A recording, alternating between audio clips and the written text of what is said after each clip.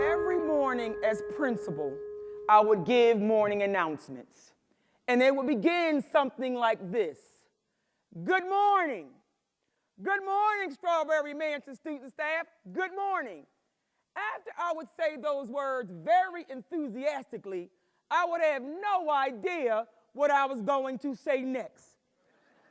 I would sit in my chair and images would appear in my head.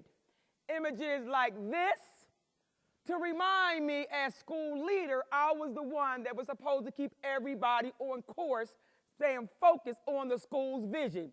And our school vision was ensuring successful adults.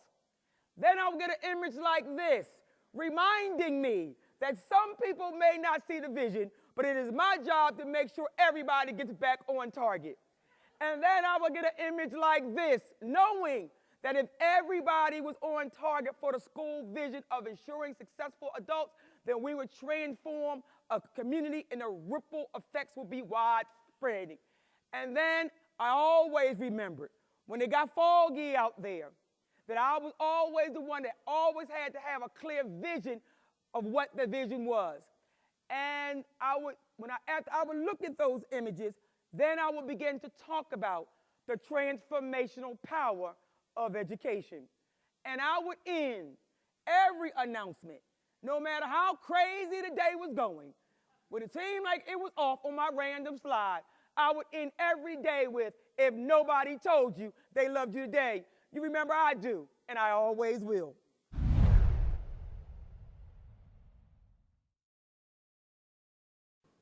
I didn't answer the question when they talked about what could you do to build school culture, because actually it's my Ignite presentation.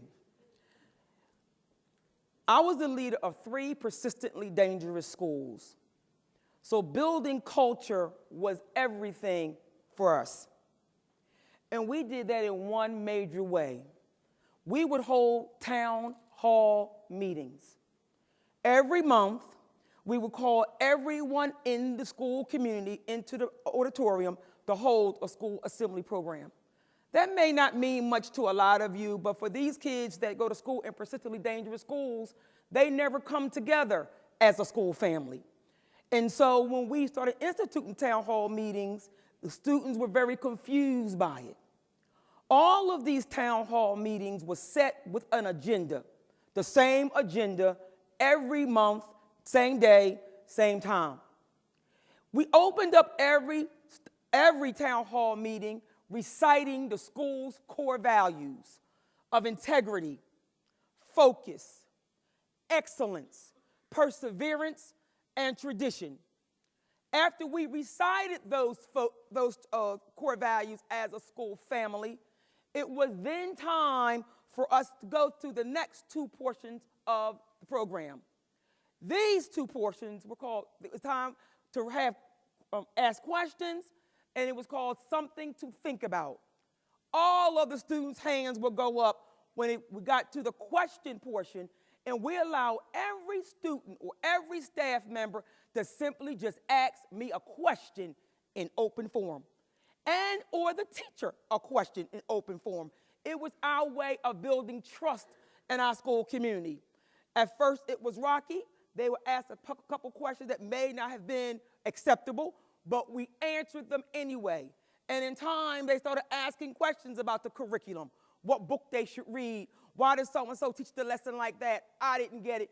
And it started to build a school community. Questions was one of the number one ways that we used to build community during our town hall meeting. But then it was time for the something to think about portion of our town hall meeting. And this was most important because it was time for the kids to reflect about what was going on with them, and they would raise their hands and they would say a lot of things. But over the years, they were able to articulate what was going on in their mind in an open forum, and I can sum it up for you like this. They would say, Ms. Wayman, we can live our best life. We know that now, and we can see that now. We can hope, and we can dream. We can feel that now. We can live our life's purpose with a smile because we heard you say that to us all the time. They were able to do all of these things. They said we were able to do all of these things, Ms. Wayman, because you inspired us to do so. Please understand, leaders, the essence of leadership is getting your people and your staff and your students to believe they can do the impossible. That is why I choose to lead.